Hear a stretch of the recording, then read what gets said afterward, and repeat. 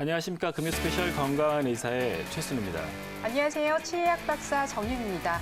네, 박사님, 여성들이 보통 30대가 되면 아무래도 또 네. 유방암이나 자궁 검사를 주기적으로 받아야 할 시기가 오긴 하는데요. 맞습니다. 아무래도 유방암이라든지 이런 걸 예방하기 위해서 이런 유방 질환을 검사하기 위해서 검사하는 경우가 더 많긴 하겠죠. 그렇죠. 근데 네. 뭐 유방 초음파 검사를 정말 많이 받으시거든요. 네. 유방암이 너무 이제 무섭고 많이 네. 늘다 보니까 그런데 네. 정작 검사를 해보면 유방암보다는 뭐 통증을 유발하거나 유주 분비를 유발하는 양성 질환들이 많이 발생이 됩니다. 그래서 오늘 네.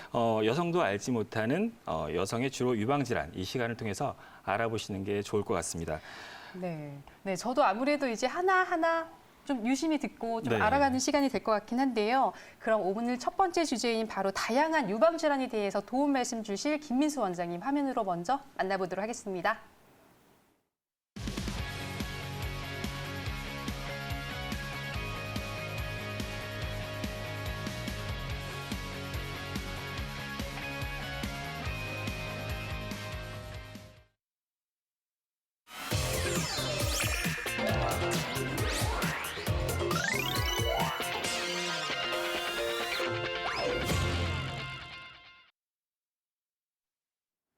네, 원장님 자리에 나오셨네요. 안녕하세요. 안녕하세요. 네, 어서 오세요. 자, 저희가 원장님, 저희 이번에 부유방에 대한 얘기를 좀 할 수가 있는데요. 네. 유방 부위에 여러 가지 질환들이 있긴 하잖아요. 맞습니다. 원장님, 어떤 질환들이 유방 부위에 나타날 수 있나요? 네, 유방암과 같은 악성 종양을 비롯하여 섬유선종과 섬유낭종성 질환, 관내유두종, 그리고 저맥류 유사종양 및 지방종이나 유낭종과 같은 다양한 양성 질환들이 발생할 수 있습니다. 네, 이런 질환들을 알아보기 위해서 뭐 초음파 검사를 많이 할 것 같은데 네. 초음파로 알 수 있는 질환들은 어떤 것들이 있나요? 네, 먼저 초음파 검사란 사진과 같이 유방에 젤을 바른 상태에서 탐촉자를 이용하여 검사하는 방법으로 유방 조직의 밀도가 높은 치밀 유방에서 유방 촬영술로는 종괴를 찾기 어려울 때 이용할 수 있는 진단 방법입니다. 무록의 경우 90에서 99% 정도의 정확도로 진단할 수 있고 악성 종양과 양성 종양 역시 초음파 소견만으로 60에서 80% 정도 구별이 가능합니다. 만약 초음파 검사상 악성 소견이 있거나 그럴 가능성이 높은 병변이 관찰될 경우에는 초음파를 이용하여 조직 검사를 진행할 수 있으며 악성 소견이 관찰되지 않을 경우에는 초음파 소견에 따라 6개월에서 1년 간격으로 추적 관찰을 진행할 수 있습니다. 또한 유방 보형물을 삽입한 여성에서의 유방 검진 및 보형물 검진 시에도 이용할 수 있는 유용한 검사 방법이 바로 초음파 검사입니다. 네, 뭐 무록이나 종양의 검진에 아주 용이하다고 말씀하셨는데요. 네. 초음파상 어떤 모양으로 확인할 수 있는지 사례를 보면서 한번 알아볼까요? 네, 처음 보실 사진은 섬유선종 사진인데요. 섬유선종은 우리나라 여성에서 가장 흔히 발생하는 유방 질환 중 하나로 주로 20에서 50세 사이의 여성에서 발생합니다. 대개 20대 초반에 발견되지만 12세 이하에서는 발견되지 않는 특징이 있습니다. 섬유선종이 겉으로 잘 만져질 경우에는 고무와 같은 촉지감과 상하 좌우로 잘 움직이는 특징이 있습니다. 초음파상으로는 사진과 같이 다소 매끈하고 명확한 경계를 보이는 특징이 있고 타원형이나 원형 등의 여러 형태로 관찰될 수 있습니다. 다음 사진은 피부 절개를 통해 제거된 섬유선종 사진인데요. 네. 노란색 부분은 지방 조직이고 약간 흰색을 띠고 명확한 경계를 가진 타원형의 모양의 혹이 바로 섬유선종입니다. 네, 이렇게 원장님께서 우리나라 여성들에서 정말 많이 발생한다라고 했는데 이렇게 흔히 발생하고 있는 섬유선종은 어떤 경우에 잘 발생하는지도 알려주세요. 네, 모유를 분비하는 유선 조직의 말단 부위인 유선 소엽의 과다한 증식과 이에 따른 유방 조직의 변형으로 발생하거나 또는 호르몬의 불균형에 의한 조직 이상으로 발생한다고 여겨지고 있지만 아직까지 명확한 원인이 밝혀져 있지는 않습니다.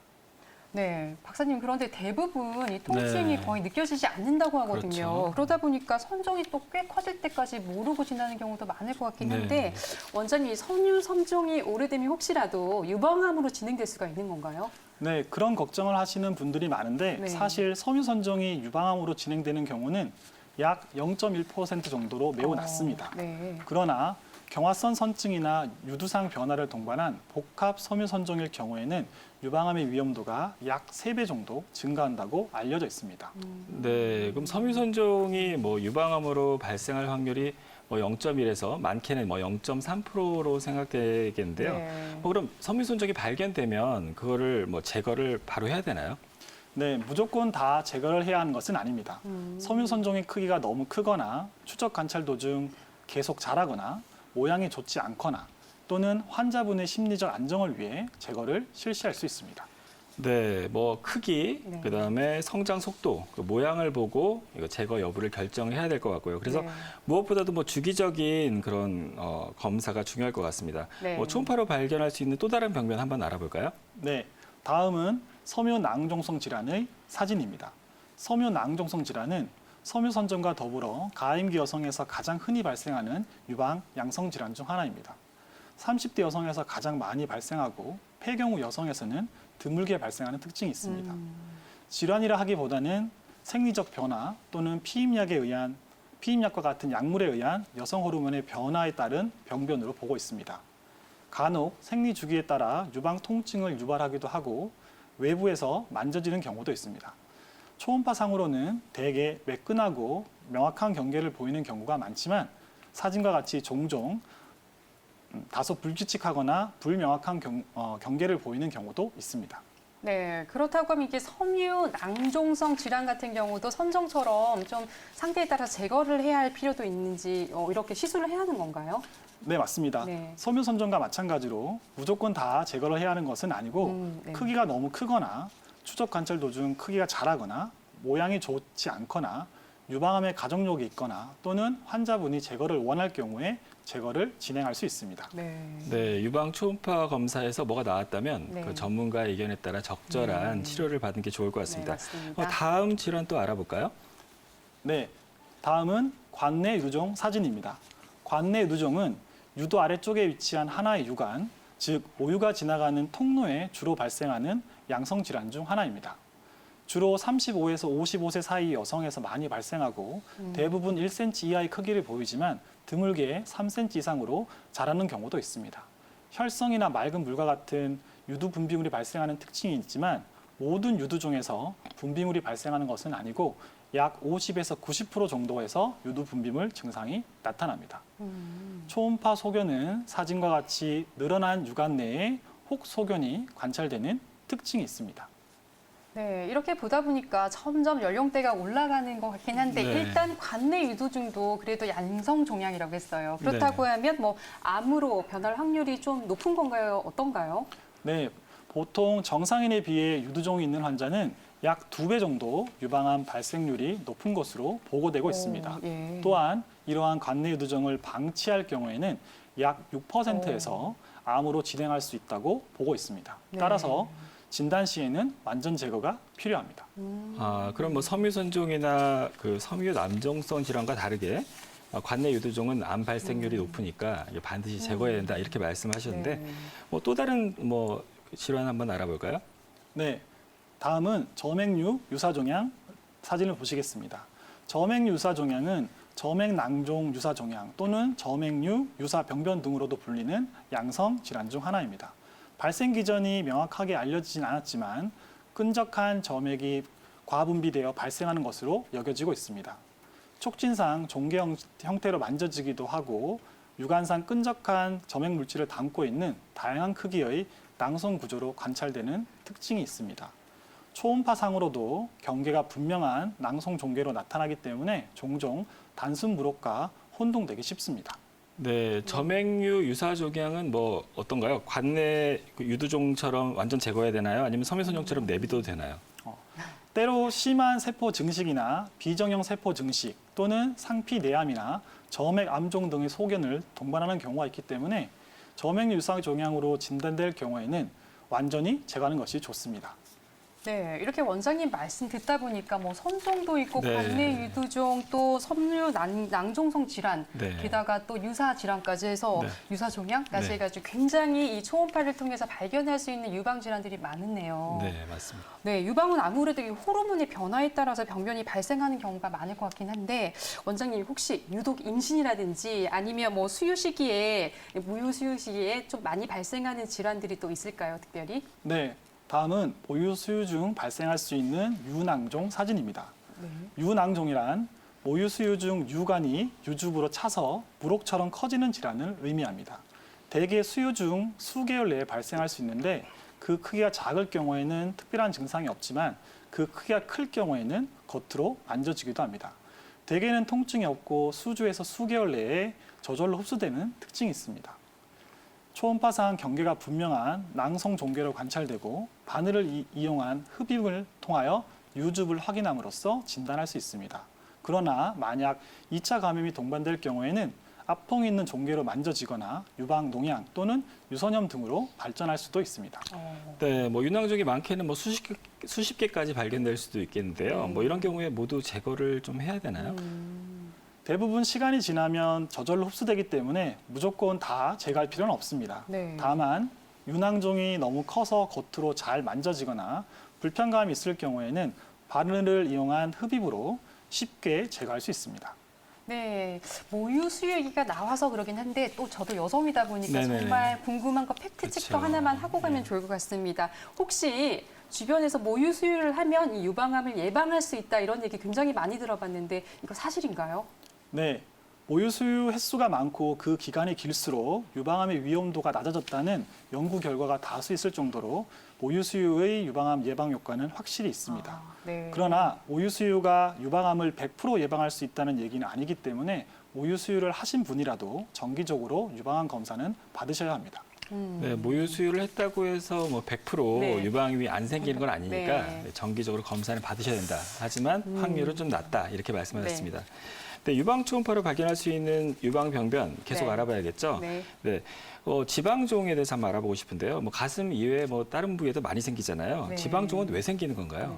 네, 지방종은 성숙된 지방세포로 이루어진 양성 종양으로 가슴을 포함하여 우리 몸 어느 부위에서나 발생할 수 있습니다. 피부 아래에 위치한 피하 지방층 부위에 가장 많이 발생하지만 아직 그 발생 원인은 명확히 밝혀지지 않았습니다. 피부 바로 밑에서 잘 움직이고 부드러운 고무공처럼 만져지는 특징이 있으며 오랫동안 크기 변화가 없는 경우도 있지만 몇 년에 걸쳐 서서히 자라는 경우도 있습니다. 보통은 통증이 없지만 그 크기가 자랄 경우에는 주변 조직에 붙어서 통증을 야기시킬 수도 있습니다. 초음파 검사상 주변에 있는 지방 조직과 비슷한 음영을 보이거나 약간 더 밝은 음영을 보이고 내부는 다양한 에코를 보이는 특징이 있습니다. 네, 이게 보통 제가 초음파를 생각을 하면 네네. 갑상선이라든지 이런 것들을 또 많이 해봤는데 이제 또 유방 초음파를 통해서 그 다양한 질환을 구분까지 할 수 있다라고 하니까 보통 또 조직 검사해야 되지 않냐 네. 이런 생각 많이 했었는데 이 초음파 정말 좋은 거네요. 안 하세요? 그런데 네, 좀 자주 하셔야죠. 해야겠네요. 하셔야 됩니다. 건강검진할 때 항상 하는 것 같긴 맞습니다. 해요. 예. 그런데 이제 유방에 발생하는 지금 지방종에 대한 이야기를 했는데 혹시 겨드랑이 부분에 발생하는 뭐 부유종, 부유방 이런 거랑 좀 비슷한 건가요? 어떤가요? 네, 지방종은 지방세포로 이루어진 혹을 의미하고 부유방은 겨드랑이 부위의 유선 조직이나 지방 조직의 축적에 인해 발생하는 것이기 때문에 사실 지방종과 부유방은 전혀 다르다고 볼 수 있습니다. 부유방에 대해 좀 더 자세히 설명해 드리자면 다음 사진은 진성 부유방 소견입니다. 진성 부유방이란 유방을 구성하는 유성 성분이 가슴 이외의 겨드랑이 쪽에도 존재하는 경우를 의미하는데 그 증상은 겨드랑이에서 몽골이 만져지며 생리 주기에 따라 그 크기가 변하는 특징이 있습니다. 보통은 통증이 없지만 생리 시 유방통이 있을 경우에는 비슷한 통증이 겨드랑이 부위에서 발생하기도 합니다. 초음파 검사상 겨드랑이에서 유선 조직을 확인함으로써 진단할 수 있습니다. 참고로 이러한 유선 성분 없이 지방 조직의 축척만으로도 겨드랑이 부위가 불룩하게 나오는 경우가 있는데요. 이를 가성 부유방이라고 합니다. 진성 부유방의 초음파 동영상을 보시면 겨드랑이 부위 피부 아래쪽 위치에서 삼각형 모양의 유선 조직이 관찰되는 것을 확인할 수 있습니다. 네, 네. 유방 초음파 소견을 좀 봤는데요. 네. 네, 뭐 여러 가지 뭐 자연적으로 생길 수 있는 유방 병변에 대해서 저희가 알아봤잖아요. 네. 근데 하지만 뭐 성형외과에서는 뭐 유방에다가 지방도 넣어서 확대도 하고 뭐 보형물도 넣고 막 이제 네. 이러는데 김미수 원장님께서는 가슴 수술 검진을 뭐 전문으로 하고 계신데 자가 지방을 한 다음에 가슴 수술 가슴 확대 자가 지방을 위해서 가슴 확대를 한 후 자주 생기는 그런 병변들이 있을까요? 네, 다음 사진을 보시면 오일 낭종 소견에 대해서 설명해 드리도록 하겠습니다. 오일 낭종이란 가슴 확대 목적으로 자가 지방을 주입한 여성에서 관찰될 수 있는 소견 중 하나로 주입된 자가 지방이 생착되지 못하고 뭉친 상태로 녹아서 만들어진 기름 덩어리라 보시면 됩니다. 네. 주로 지방 괴사 및 만성 염증 세포로 이루어져 있으며 그 크기가 작을 경우에는 만져지지 않지만 그 크기가 클 경우에는 단단한 멍울로 만져질 수 있습니다. 보통은 통증이 없으나 오일 낭종이 염증을 동반하고 있거나 주변 조직을 자극할 경우에는 통증을 야기시킬 수도 있습니다. 초음파 검사상 경계가 분명한 둥근 형태의 낭성 종괴로 관찰되는 경우가 많고 종종 낭종의 테두리 부위에 석회화 소견을 동반하기도 합니다.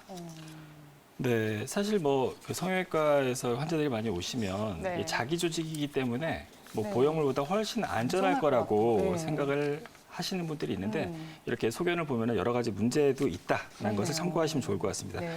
원장님께서는 유방 보형물과 관련된 그런 검진을 많이 하시는 걸로 알고 있는데요. 유방 보형물을 삽입한 후에도 앞서 말했던 그런 질환들 그걸 검진하는 거나 아니면 더불어 보형물에 대한 검진도 가능할까요? 네, 물론 가능합니다. 보형물의 유무와 무관하게 앞서 살펴본 여러 질환들에 대한 검진 및 조직 검사를 진행할 수 있고 보형물에 대한 평가 역시 충분히 진행할 수 있습니다. 하지만 모든 의료기술이 그렇듯 초음파를 이용한 보형물 검진 역시 의사의 경험이 매우 중요합니다. 간단히 초음파 사진을 보면서 설명해 드리도록 하겠습니다. 다음의 사진은 보형물을 이용한 가슴 확대 수술 여성에서 일반적으로 관찰될 수 있는 초음파 소견입니다. 전문 의학 지식이기 때문에 TV를 시청하시는 분들이 보시기에는 흰색 부분과 검은색 부분으로만 보이시겠지만 네. 최대한 알기 쉽게 설명해 드리자면 검은색 부분이 보형물이고 그 위쪽의 밝은색 부분이 가슴 조직 부분입니다. 초음파 영상이 준비되어 있는데요. 가슴 아래쪽 위치에서 임플란트 쉘이라 하는 보형물 껍질로 둘러싸인 보형물 소견을 확인할 수 있습니다. 이때 보형물 껍질은 흰색의 띠 형태로 관찰되고 그 아래쪽 내용물은 어둡게 관찰되는 특징이 있습니다. 다음의 사진을 보시면 보형물 가슴 확대 수술의 가장 큰 부작용 중 하나인 구형구축 소견에 대해서 설명해 드리도록 하겠습니다.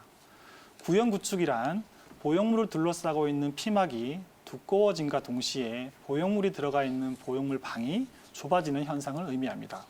이러한 구형구축이 발생하게 되면 가슴이 전체적으로 단단하게 느껴지고 심할 경우에는 가슴 전체적으로 꾸준한 통증이 발생하거나 가슴 모양의 변형까지 야기시킬 수 있습니다. 이러한 구형구축의 발생 원인으로는 과도한 출혈, 과도한 장액종, 그리고 세균 감염 등이 있습니다. 초음파 영상을 보시면 보형물 주변으로 두꺼워진 피막 소견과 함께 보형물 표면이 울퉁불퉁하게 관찰되는 보형물 방 좁아짐 소견 역시 관찰되는 것을 확인할 수 있습니다. 만약 이러한 구형구축으로 진단될 경우에는 피막 절제술과 보형물 교체 등과 같은 재수술이 필요합니다. 네, 저한테도 이제 재수술 환자들이 많이 오시는데, 네. 근데 그럴 때 이제 구형구축이냐 아니냐 이런 말들이 많거든요. 네. 근데 이제 초음파를 보면은 확실한 그런 소견이 나타나기 때문에 네. 예. 가슴 소경이 수술도 중요하지만 주기적으로 검진을 해서 상태 파악하는 것이 정말 중요할 것 같습니다. 예. 네, 근데 만약에 이게 가슴에 보형물을 넣은 경우라고 했을 때 사고가 나거나 어떤 물리적 충격이 생겼을 때 파손되는 경우도 있단 말이에요. 네, 맞습니다. 근데 이렇게 파손이 되면 어떻게 제거를 해야 하는 건지 저는 궁금한데요. 혹시 내용물이 흘러서 터지거나 하는 경우에 이 보형물을 제거를 해주는 거가 중요한 거죠. 네, 보형물의 종류에는 그 내용물에 따라 식염수 보형물과 실리콘 보형물로 나눌 수 있는데요. 이 두 보형물 모두 파열 시에는 제거 또는 교체를 해주는 것이 좋습니다. 네. 다음 초음파 사진을 보면 보형물 가슴 확대 수술의 부작용 중 하나인 실리콘 보형물의 파열 소견입니다. 보형물 파열이란 말 그대로 보형물 표면이 터지면서 그 내용물이 밖으로 흘러나오는 현상을 의미합니다. 그 파열 원인으로는 시간 경과에 따른 내구력의 약화, 외부의 물리적 손상, 그리고 구연구축 등이 있고 그 증상으로는 특별한 자각 증상이 없는 경우가 대부분이지만 갑작스럽게 촉감이 말랑해지는 증상을 호소하는 경우도 있습니다. 초음파 영상을 보시면 보형물 파열로 인하여 실리콘이 밖으로 흘러나와 뿌옇게 관찰되는 눈보라 소견을 확인할 수 있는데 이러한 눈보라 소견이 실리콘 보형물 파열의 특징적인 소견입니다. 참고로 생리식염수로 채워진 식염수 보형물에서는 파열이 발생할 경우 갑작스럽게 가슴이 작아지는 특징이 있습니다. 네. 가슴 수술을 하셨다면 주기적으로 검진을 통해서 네. 건강한 가슴을 유지하는 것이 정말 중요할 것 같습니다. 네. 뭐 파열도 있고, 네. 뭐 또 보형물에 따라 다르고요. 네. 구축도 있고요. 네, 그렇네요. 최근에 이슈가 되고 있는 보형물 관련 역형성 대세포 림프종. 이름도 어려워요. 네, 그렇죠. 어렵죠. 네. 그게 핫한 이슈인데요. 네. 초음파 소견은 어떤가요? 대표적인 증상으로는 보형물 주변에서 관찰되는 다량의 지연성 장액종 소견이 있는데요. 다음 사진은 이러한 지연성 장액종 소견의 사진입니다. 일단 지연성 장액종이란 보형물을 이용한 가슴 확대 수술 이후 1년 이상 지난 시점에서 보형물 주변에 갑자기 다량의 물고임이 발생하는 현상을 의미합니다. 유방 보형물과 가슴 조직이 떨어질 만한 외력, 예를 들어 격렬한 운동이나 가슴에 대한 강한 충격 또는 심한 가슴 마사지 등을 주요 원인으로 보고 있고 감염이나 드물게 역형성 대세포 림프종에 의해서도 발생할 수 있다고 보고 있습니다. 증상은 갑작스럽게 가슴이 붓는 것이 주 증상인데 이러한 부종이 심할 경우에는 가슴 열감 또는 통증 그리고 단단한 가슴 촉감 등을 호소할 수 있습니다. 초음파 영상을 보시면 보형물 주변으로 검은색을 띠는 장액종 소견이 많이 관찰되는 것을 확인할 수 있습니다. 만약 이러한 지연성 장액종이 관찰될 경우에는 정확한 진단을 위하여 장액종에 대한 세포 검사가 필요합니다. 네, 이렇게 또 역형성 대세포 림프종 병명도 참 어렵고 낫습니다. 네, 맞습니다. 그런데 이게 아무래도 저희가 인공 유방 보형물을 삽입하고 나서 또 이식하고 나서 이렇게 생긴 희귀암이라고 해서 이슈가 되긴 했잖아요. 그렇죠. 그리고 우리나라에서도 보고가 됐기 때문에 정말 큰 이슈가 되고 있는 것 같은데요. 저희는 어쨌든 잠시 광고 보고 와서 다시 이 질환에 대해서 자세히 알아보도록 하겠습니다. 여러분 채널 고정. 생방송으로 보내드리고 있는 금요 스페셜 건강한 의사와 함께하고 계십니다. 저희는 계속해서 유방 관련 질환에 대해서 알아보도록 할 텐데요. 김민수 원장님께서 마지막에 역형성 대세포 림프종의 초음파 소견에 대해서 얘기를 해주셨어요. 근데 네. 과연 이제 이게 어떤 질환인지 또 어떤 예후를 가지고 있는지 자세히 알아보도록 하죠. 네. 도움 말씀을 주실 박지은 원장님 먼저 화면으로 만나보시죠.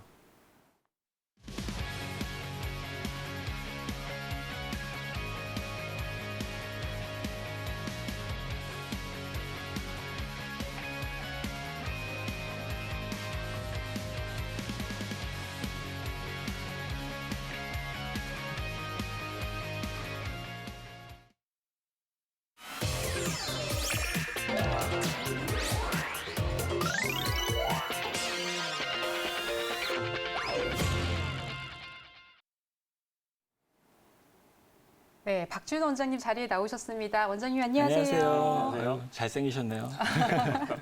네, 환희셨습니다. 스튜디오가. 네. 자, 그런데 저희가 또 계속 얘기를 해야겠죠. 네. 지난 8월 달이었잖아요. 네. 그것도 우리나라에서 40대 여성분이 이 유방 보형물 확대 수술을 받고 나서 희귀암이라고 하는 이름도 어려워요. 역형성 대세포 림프종. 이게 맞습니다. 발생을 해서 예. 대학병원으로 가서 또 진단을 받게 되고 굉장히 또 이런 부분이 이슈가 됐단 말이에요. 그러다 보니까 이 유방 보형물 확대 수술을 받으신 분들이 여성분들 전부 다 긴장하고 있는 상황인 것 같아요. 맞습니다. 사실 네. 이 역형성 대세포 림프종은 네. 서구에서는 좀 많았거든요. 그렇죠. 근데 이제 우리나라에서 처음 이제 보고가 되니까 다들 놀랐는데 그렇죠. 또 지난 연말에는 두 번째 환자도 보고가 그새 됐습니다. 또. 예. 네. 그래서 10몇 년 전 특정 네. 제조사의 보형물로 유방 확대 수술을 받은 40대 여성 환자가 또 희귀암에 걸린 것으로 네. 확인이 되었는데요.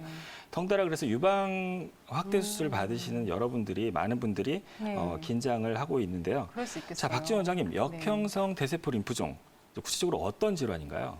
네, 우리 몸은 체내에 들어오는 해로운 인자에 반응하여 반응하는 면역세포가 존재하고 이러한 면역세포에는 여러 가지 종류가 존재합니다. 체내의 군대 같은 것이라고 생각하시면 이해가 쉬우실 텐데요. 우리 몸을 지키는 역할을 하게 됩니다. 유방 확대 수술 시 사용되는 보형물이 몸 안에 들어오게 되면 다양한 면역세포들이 동원되어 캡슐이라는 것을 만들게 되고 이러한 캡슐 속에 보형물을 가두게 됩니다. 쉽게 설명드려 우리 몸이 이물질인 보형물과 직접적으로 맞닿지 않도록 환경을 조성해 주는 것이죠. 하지만 여러 가지 요인에 의해 이러한 반응이 지속적으로 일어나며 면역세포를 계속 자극하게 되고 그중에서 돌연변이가 발생하여 림프종이라는 암이 발생하게 되는 것입니다.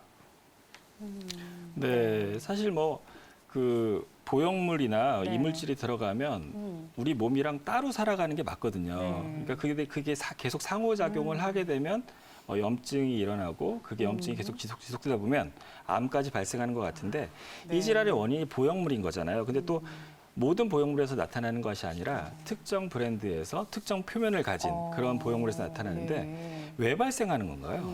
맞아요. 네, 이 질환은 현재 성형외과에서 가장 뜨거운 주제로 지금도 계속해서 연구가 진행이 되고 있습니다. 하지만 아직까지 명확하게 밝혀진 것이 아니기 때문에 현재까지 나온 연구 결과를 토대로 사실을 말씀드리도록 하겠습니다. 현재 두 가지가 가장 유력한 원인으로 받아들여지는데 앞서 말씀드린 보형물이 지속적으로 면역세포를 자극해서 돌연변이를 일으킨다는 주장과 수술 시에 발생한 미세한 감염이 보형물 주변으로 생체막을 형성해서 면역세포를 자극하여 돌연변이가 발생하게 된다는 주장이 바로 그것입니다. 네, 그렇군요. 이제 아무래도 또 역형성 대세포 림프종이라고 하는 이름이 저도 사실 생소하거든요. 네, 맞습니다. 저도 또 이름도 길고. 학회에 온 것 같은 그렇습니다. 이런 느낌도 들 네. 정도로 굉장히 어려운 이름이긴 한데 그만큼 희귀암이란 말이에요. 근데 제가 그래서 방송 전에 좀 기사를 자세하게 찾아봤어요. 네. 근데 특별히 거친 표면을 가진 특정 보형물에서 나타난다고 하더라고요. 이런 내용을 제가 보다 보니까 주로 어떤 보형물에서 발생하는지 알고 있으면 좀 네. 도움이 될 것 같아요. 네, 그렇습니다. 하지만 이에 대해서 설명하기 전에 네. 유방 확대 수술의 역사와 보형물의 발전에 대해서 먼저 짚어볼 필요가 있습니다. 유방 확대술의 역사는 1880년대로 거슬러 올라가며 당시에는 파라핀을 가슴에 주입하거나 다른 부위의 지방종을 가슴에 넣어주는 등 아주 원초적인 수술을 시행했었습니다. 하지만 이후 1960년대에 실리콘 보형물이 개발되며 유방 확대 수술은 획기적인 발전을 하게 됩니다.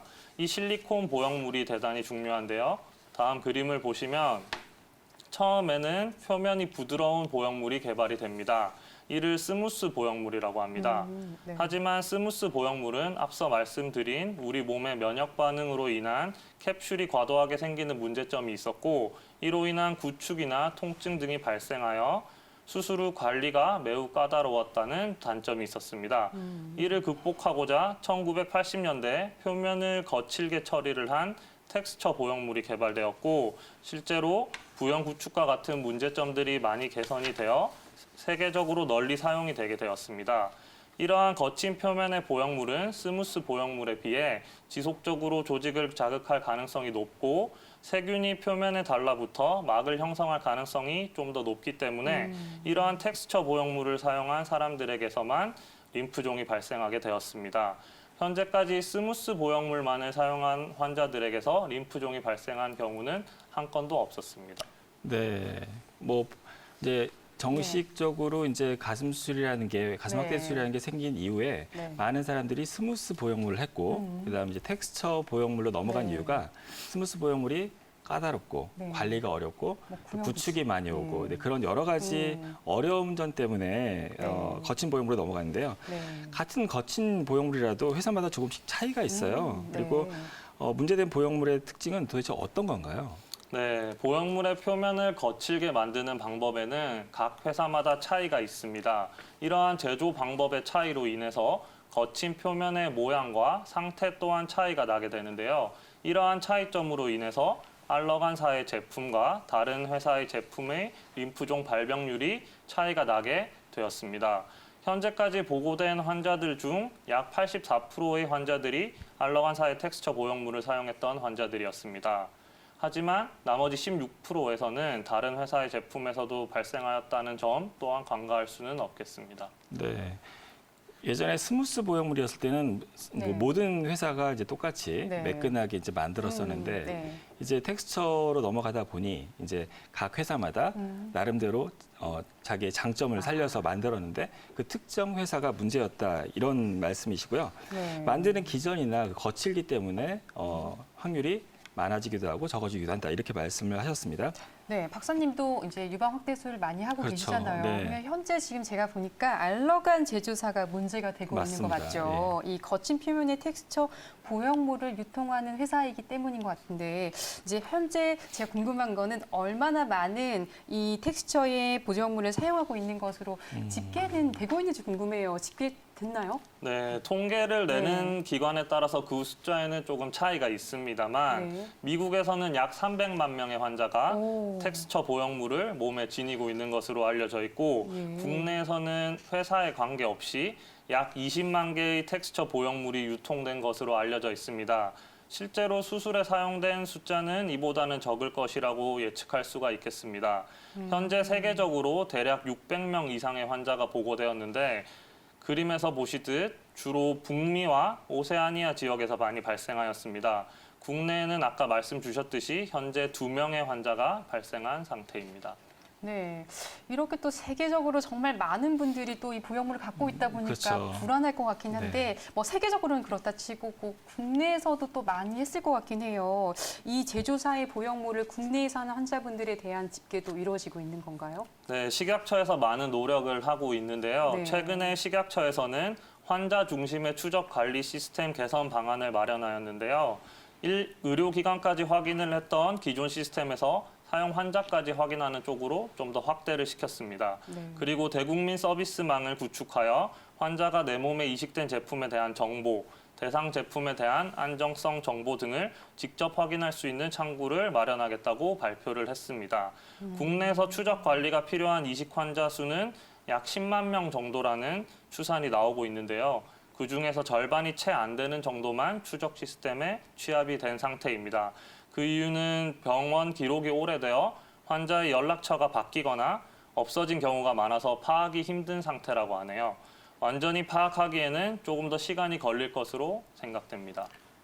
네, 뭐 여러 네. 분들이 고생을 많이 하고 계시네요. 그 네. 가슴 수술하신 분도 그렇고, 그렇네요. 네, 식약처도 이제 고생을 많이 하는 것 같고, 네. 수술을 하신 병원도 이것을 집계하려면 되게 힘든 것 같습니다. 네.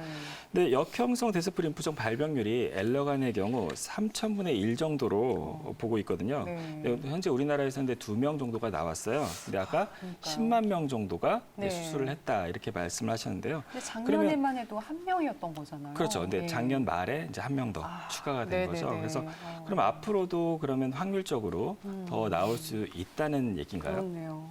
네, 그렇습니다. 이 3,000분의 1이라는 수치는 높다고 볼 수 있는 수치지만 단순히 숫자만으로 공포심이 커지는 것은 경계를 해야 될 것 같습니다. 먼저 아직까지 이 질환에 대해서 정확하게 밝혀진 부분이 매우 적습니다. 역형성 대세포 림프종, 이름 또한 어려운데요. 이 질환은 단순하게 악성 종양이 아닌 단계적으로 진행하는 특성을 지니고 있다는 주장이 최근 설득력을 얻고 있습니다. 다음 그림은 역형성 대세포 림프종이 발생하는 부위에 대한 그림인데요. 보형물과 보형물의 캡슐 사이의 장액종에서 발생해서 진행이 될 경우 캡슐을 침범하거나 다른 부위에 전이가 되기도 합니다.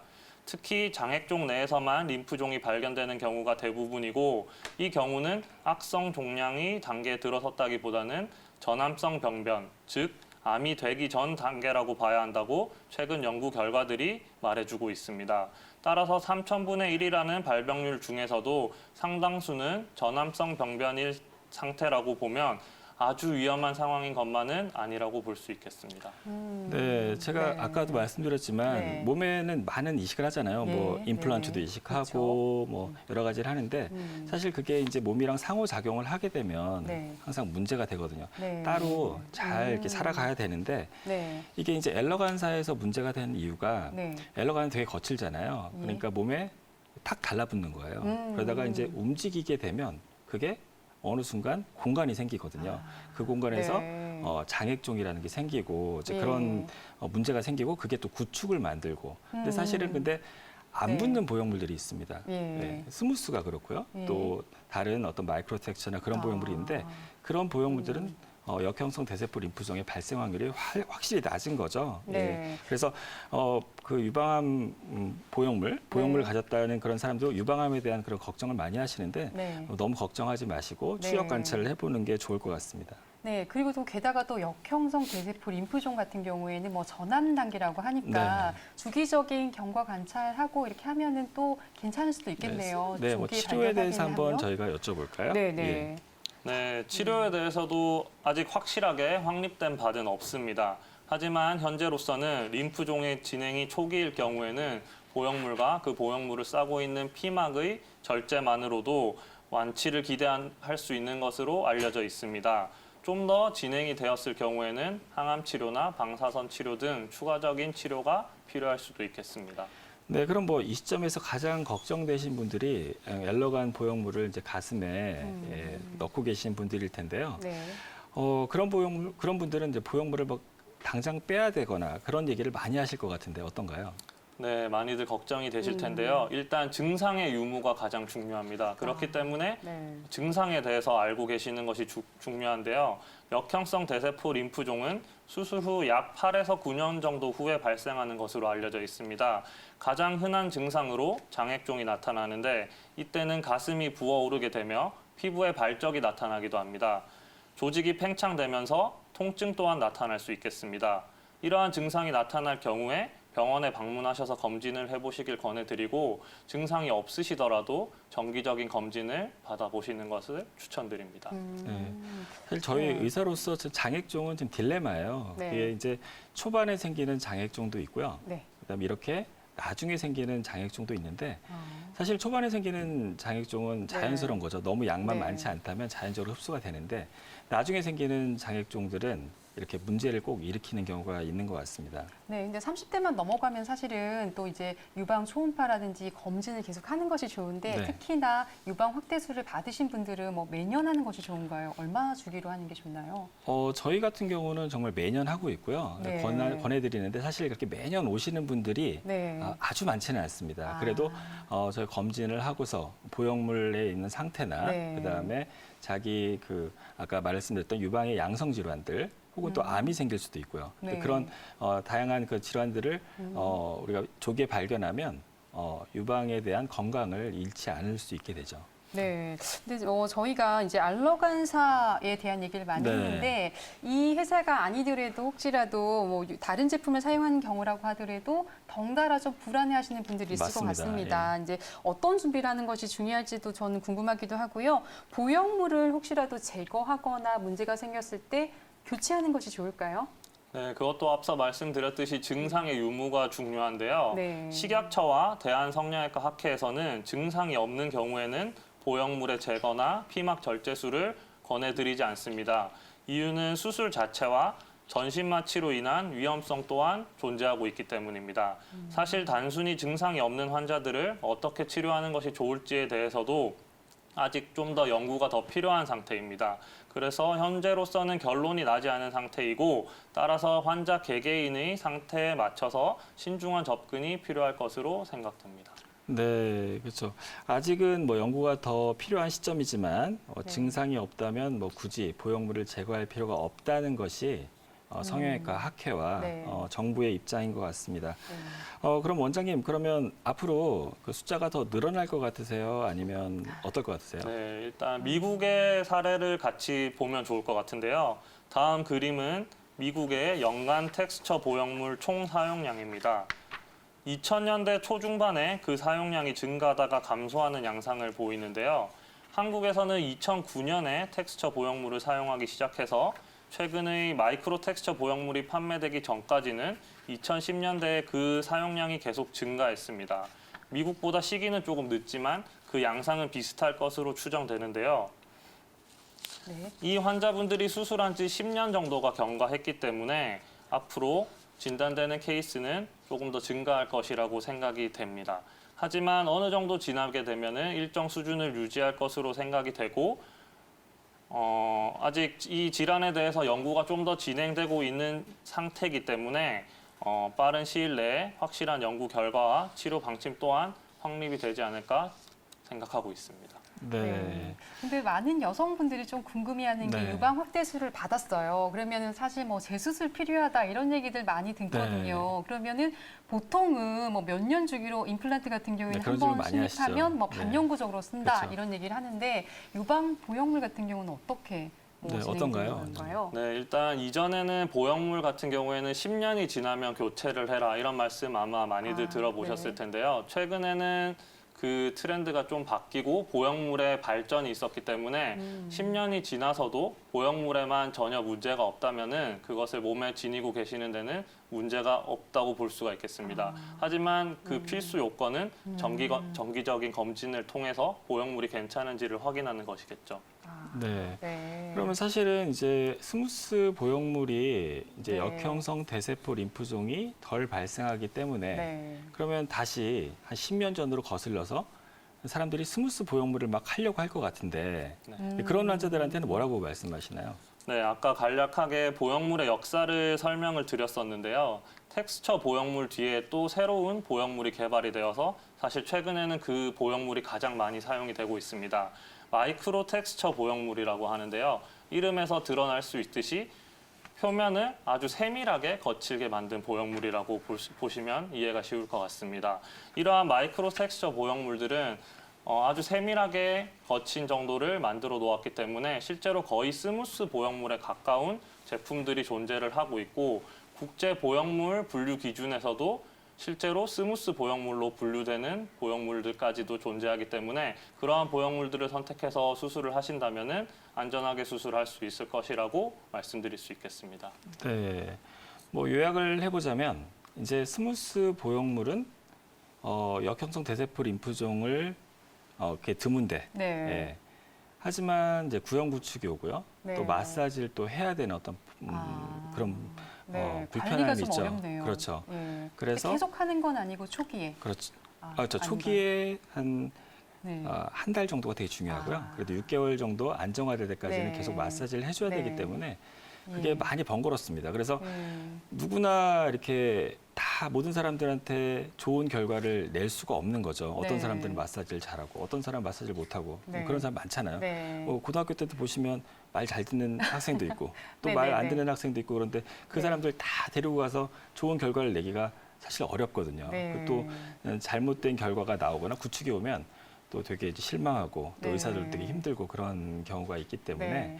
좀 그런 부분들 다시 네. 또 그래서 스무스로 돌아가려고 하는 그런 분위기가 있는데 또 네. 그건 또 되게 어려운 부분인 것 아. 같습니다. 어떻습니까, 선생님? 네. 네, 실제로 환자분들께서도 많이들 여쭤보시는 부분인데요. 실제 아까 설명드렸던 마이크로 텍스처 보형물 같은 경우에는 스무스 보형물에 어떤 안전하다는 장점을 지니고 있으면서 또 스무스 보형물에서 발생할 수 있는 여러 가지 구형 구축과 같은 문제점들을 획기적으로 개선한 제품이기 때문에 이 보형물 또한 같이 선택 사항에 넣어서 고려를 해보시면 좋으실 것 같습니다. 네. 아무래도 요즘에는 또 S라인 하면서 네. 이제 몸매에 관심이 좀 있기 때문에 이런 유방 확대술이라든지 이런 거에도 관심을 보이시는 분들이 많은 것 같긴 해요. 근데 그 연령대가 좀 내려가면서 보통 여성분들이 많이 궁금해하는 것 중에 하나가 이 유방 확대술을 하게 되면 혹시 모유 수유가 가능한가 이런 질문들도 많이 하는데 그렇죠. 원장님 어떤가요? 이 가능한가요? 네, 사실 가장 많이 받는 질문 중에 하나인데요. 네. 보형물 같은 경우에는 유선 조직과 전혀 관계가 없이 그 아래쪽에 위치가 되기 때문에 유선 조직에 영향을 주지 않게 됩니다. 따라서 모유 수유에는 전혀 영향을 주지 않는다고 생각을 하시면 될 것 같습니다. 아, 네. 네.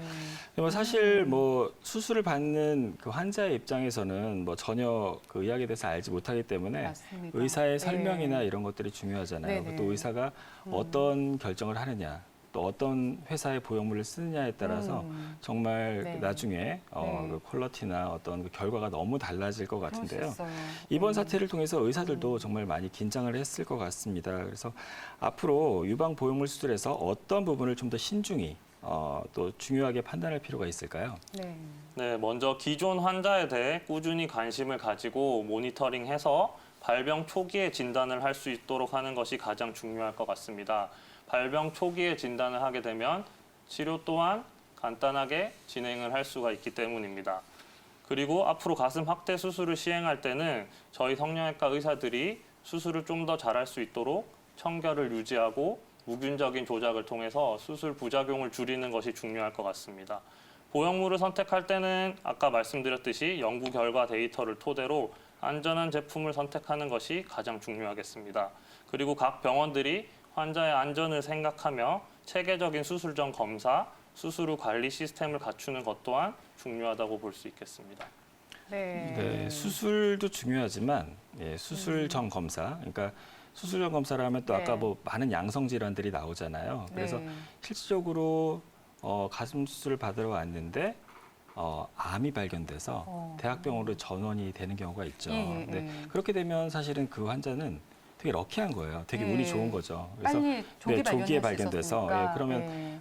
많이 절제도 안 하고 아. 그렇게 해서 이제 회복되는 그런 결과가 네네네. 나타나게 되는 거죠. 예. 또 이게 요즘에 이제 아무래도 수명이 늘어나면서 또 유방암 진단을 받고 그 후에 혹시 유방 절제 수술을 받은 경우에도 네. 유방 확대 수술을 해야 되는 경우가 있단 말이에요. 네. 그래서 좀 많이 좌절하고 이렇게 하셨다가 우선 좀 기능적으로 어느 정도 복원이 되고 나면 그 이후에는 또 나는 괜찮네 하고 사실 병원을 멀리할 수가 있는데 지금 말씀하신 것처럼 반드시 정기 검진. 왜냐하면 맞습니다. 예. 보통 모든 치료들은 치료와 수술만큼 사실 관리, 사후 관리 굉장히 중요하거든요. 그 뭐 네. 보형물 제조 회사나 이런 데서는 자기네들 보형물이 가장 좋은 보형물이라고 말은 하지만 네. 실제로 저희가 임상에서 써 보면 네. 그게 또 아닐 수 있거든요. 그래서 예. 저희가 주기적으로 추적 관찰을 하게 되고요. 네. 관찰을 하게 되면 이 보형물이 몸하고 이상한 상호작용을 한다. 이런 네. 것들이 많이 나오게 됩니다. 그래서 네. 그런 것들을 조기에 발견해서 빨리빨리 그런 보형물들을 퇴출시키는 그런 작업도 필요하고요. 또 네. 그런 보형물을 사용하지 않고 그런데요. 좋은 보형물, 이제 우리 몸하고 전혀 네. 따로 살아가는 그런 보형물들로 아. 이게 수술하는 것이 되게 중요할 것 같습니다. 네, 이렇게 이제 저희가 계속 유방 확대술을 이후에 네. 이 보형물에 따른 여러 가지 질환이라든지 아니면 초음파로 알아볼 수 있는 유방 질환들에 대해서 알아봤습니다. 근데 굉장히 다양해요. 네. 저는 이제 유방 조직에도 여러 가지가 있기 때문에 당연히 여러 질환이 있을 거라 생각했는데 오늘 정말 많이 저는 배웠는데 뭐 선정도 있고, 네. 그다음에 낭종성 질환, 예. 그다음에 그다음에 관내 유즙 유주종. 때문에 생기는 네. 어떤 그런 질환도 네. 있고요. 네. 근데 양성 종양인 경우가 꽤 있었고. 근데 그게 사실 대부분이죠. 네. 몸에서 만져지는 것들이 음. 악성 종양인 경우는 사실 네. 드물긴 한데 네. 그게 치명적이기 때문에 저희가 주의 깊게 살펴보는 것 같습니다. 근데 거기다가 유방 보형물이 있기 때문에 네. 유방 보형물이 있는 사람들은 자기 유방 조직에 대한 검사도 하고 예. 유방 보형물이 잘 네. 있는지 그다음에 구축이 오는지 또 뭐 파열이 있는지 예. 그런 확률이 낮긴 하지만 그런 것들을 주기적으로 검사를 해가면서 네. 지켜볼 때 자기 가슴 건강을 잘 지킬 수 있는 것 같습니다.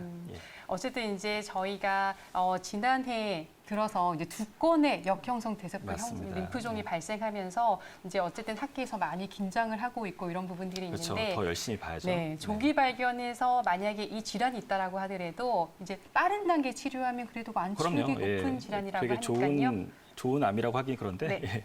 네. 예, 착한 암입니다. 예. 이렇게 해서 이제 저희 건강 스페셜에서는 금요 스페셜 건강한 의사에서는 유방 질환에 대한 이야기를 나눠봤습니다. 자, 금요 스페셜 건강 의사 오늘 준비한 소식은 아쉽지만 예. 바로 여기까지입니다. 자, 저희는 다음 이 시간에 더 알차고 건강한 소식으로 찾아뵙도록 하겠습니다. 함께해 주신 여러분 고맙습니다.